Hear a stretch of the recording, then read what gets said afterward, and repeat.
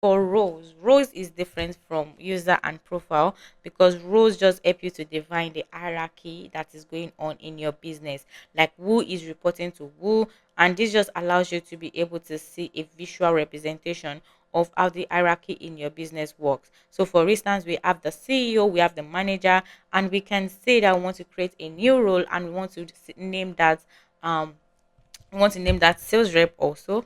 And we can say we want the sales rep to be reporting to the manager, so the manager is reporting to the CEO while the sales rep is reporting to the manager. So you can create a comprehensive hierarchy in your business, and this is also going to help you to know who is reporting to who. And if you want to set up automations, it is also going to help with that. So you can add in a description if you want, and you can decide that you want your user in this role to see other people's data, or you can say that you only want them to see their own data. So if they are sales rep and you do not want them to be able to control other sales rep records, you can decide that you do not want them to see other sales rep records. So you can decide to toggle this off. So that means if sales rep A is in Zoho Begin, they will not be able to see the records that are for sales rep B.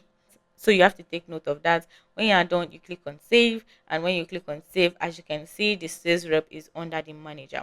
And also for the CEO, you can decide to add this button, the plus button in front of the CEO, and we can say something like we want to add in the production manager, and we want the production manager to report to the CEO, and we want the user also for the production manager to see each other's data. So we can click on save, and as you can see, the production manager is directly under the CEO. So that means the production manager is reporting to the CEO. So you can do this for all of the roles you currently have in your organization, and that is for users, profile, and role. If you've made it up until the end of this video, I want to say a very big thank you to you, because this particular feature of Zoho Begin might have been very confusing for you to set up, and I hope by now you should be able to set up this particular feature correctly and properly. We offered paid consultation to help you set up your Zoho Begin account currently. If you currently are new to Zoho Begin and you don't know how to use Zoho Begin for your business,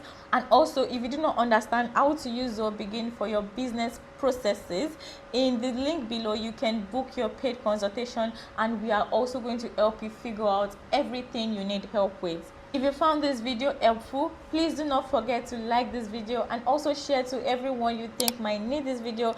Also subscribe to this channel, because that is going to go a long way in helping us. Thank you so much, and I will see you in my next video. Bye.